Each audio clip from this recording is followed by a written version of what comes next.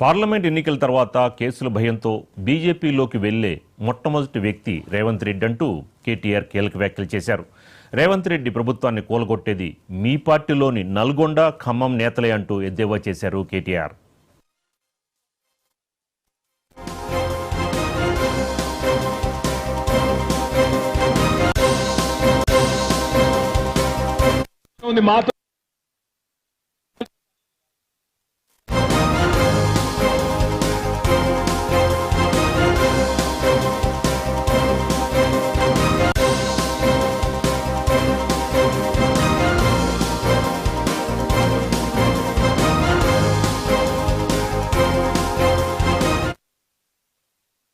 Minority సోదరులకు ఏం చెప్పింది కాంగ్రెస్ పార్టీ?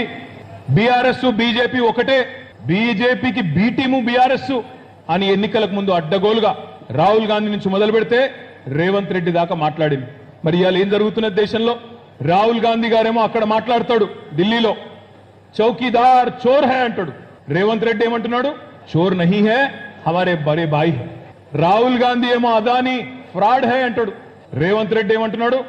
అదానీ ఫ్రాడ్ నహీ హై, అదానీ హమారే ఫ్రెండ్ హై. రాహుల్ గాంధీ గారేమో ఢిల్లీలో లిక్కర్ స్కామ్ లేదు, ఏమి లేదు, అరవింద్ కేజ్రీవాల్ని అరెస్ట్ చేసుడు అన్యాయం అని రాహుల్ గాంధీ గారు నిన్న మీటింగ్ పెడతాడు.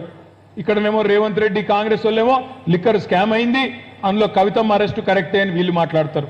రాహుల్ గాంధీ గారేమో ఢిల్లీలో Gujarat model, fake model, golmaal model అని రాహుల్ గాంధీ అంటాడు. ఇక్కడ రేవంత్ రెడ్డి గారు ఏమంటున్నాడు? లేదు లేదు లేదు, తెలంగాణను గుజరాత్ మోడల్ తీసుకుపోతా అని ఈయన అంటున్నాడు. అసలు ఈయన ఎవరి కోసం పనిచేస్తున్నాడు? రేవంత్ రెడ్డి మోడీ కోసం పనిచేస్తుండా, రాహుల్ గాంధీ కోసం పనిచేస్తుండా? మీరు ఆలోచించండి.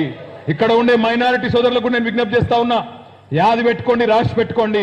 ఒక్క ఓటు కాంగ్రెస్ కేసినా పోయేది బీజేపీకే. పార్లమెంట్ ఎన్నికల తర్వాత శరణు కోసం, షెల్టర్ కోసం, భవిష్యత్తు కోసం, కేసుల నుంచి బయటపడడం కోసం మొట్టమొదటి వ్యక్తి కాంగ్రెస్ లోంచి బీజేపీలకు జంపు చేసే మొట్టమొదటి వ్యక్తి ఈ రేవంత్ రెడ్డి గారే అవుతారు. గుర్తుపెట్టుకోండి అనే మాట కూడా నేను విజ్ఞప్తి చేస్తా ఉన్నా.